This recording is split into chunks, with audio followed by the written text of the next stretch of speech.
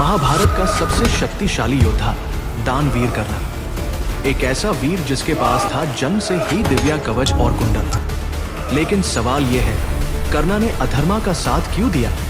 वो 8 कारण जिनसे बना कर्ण एक परफेक्ट एंटी हीरो। चैप्टर 1, गहरा जख्म।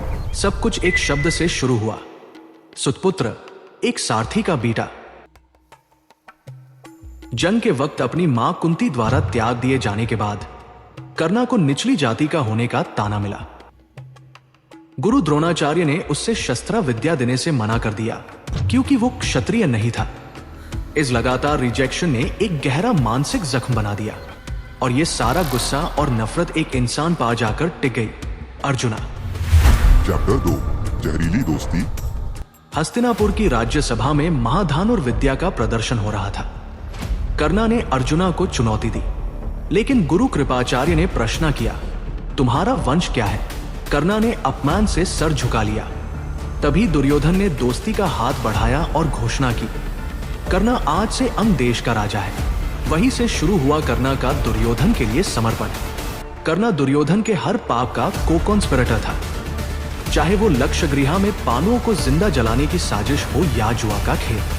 द्रौपदी के वस्त्रहरण में कर्ण का रोल सबसे काला है। जब द्रौपदी को बालों से घसीट कर सभा में लाया गया, उसने द्रौपदी को वैश्य कहा और कहा कि एक औरत जिसके 5 पति हो उसका कोई समान नहीं होता। और सबसे बड़ा सच, द्रौपदी को निर्वस्त्र करने का बीमार ख्याल कर्ण का ही ब्रेन चाइल्ड था। बाद में उसने खुद मना कि यह सब उसने सिर्फ दुर्योधन को खुश करने के लिए किया था, जिसका उससे अफसोस था। दानवीर का त्याग। ये कहानी कर्ण के पैराडॉक्स को दिखाती है। उसके सबसे बड़ी ताकत, उसकी दानशीलता ही उसका विनाश बनी। कर्ण अपने पिता सूर्या से दिव्या कवच और कुंडल के साथ पैदा हुआ था। युद्ध से पहले स्वयं उसके पिता सूर्या ने उससे चेतावनी दी कि इंद्र एक ब्राह्मण का भेष बादल कर उसकी जान लेने आएंगे, और वही हुआ। इंद्र एक ब्राह्मण बनकर आए और कर्ण से उसका कवच और कुंडल दान में मांग लिए। कर्ण जानता था कि ये इंद्र है, फिर भी अपने वचन को निभाने के लिए उसने बिना हिचकिचाए वो दान दे दिया। इस दान के बदले में इंद्र ने उससे वासवी शक्ति दी थी। Chapter 5, the betrayal of the warriors code. Karna का घमंड उसकी युद्ध कला थी। पार अभिमन्यु की हत्या ने उससे भी भ्रष्ट कर दिया। युद्ध के 13वें दिन अभिमन्यु चक्रव्यूह में फंस गया। वो इतनी वीरता से लड़ा कि उसने अकेले ही कर्ण को लगवाग हरा दिया। जब सामने से जीत ना पाए तो द्रोणा ने एक अधार्मिक उपाय बताया और कर्ण ने वो पाप किया। उसने अभिमन्यु पर पीछे से वार किया। चैप्टर 6, खोया हुआ अस्त्र। कर्ण के पास इंद्र का दिया हुआ वही अमोघ वासवी शक्ति अस्त्र था। ये एक वन टाइम यूज वेपन था। इंद्र की शाह थी कि कर्ण इसे तभी इस्तेमाल कर सकता है जब उसकी खुद की जान खतरे में हो।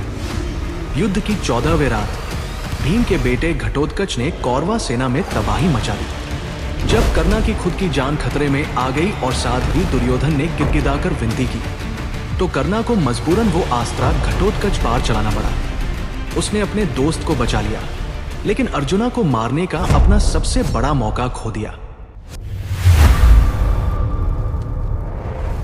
अंतिम सच और श्राप। युद्ध से पहले कृष्ण ने उससे सच बताया, कर्ण तुम कुंती के पुत्र हो।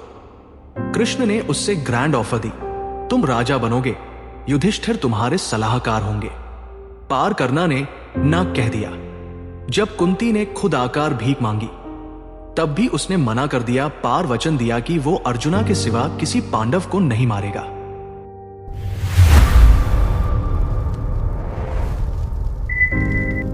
युद्ध के 17वें दिन एक श्राप के कारण कर्ण के रथ का पहिया जमीन में फंस गया। वो अपने रथ को निकालने की कोशिश कर रहा था। जब अर्जुना ने एक ऐसे योद्धा पर हमला करने से हिचकिचाया, तो कृष्ण ने उससे उकसाया, अर्जुना को याद दिलाया, इस पार दया मात करो। उसी कर्ण ने अभिमन्यु को मारा था। जिसने खुद अधर्मा किया, उससे अब धर्मा के नियम बचाने नहीं आएंगे। अर्जुना ने अंजलि कास्त्र से कर्णा का वध कर दिया। आखिर में कर्णा की मौत भी नियम के खिलाफ हुई। महाभारत का यह पन्ना हमें याद दिलाता है कि आप कौन हैं, इसे कहीं ज्यादा मायने यह रखता है कि आप किसके साथ खड़े हैं, क्योंकि अधर्मा का साथ देने वाला चाहे कितना ही बड़ा दानवीर क्यों ना हो, इतिहास उससे कभी माफ नहीं करता।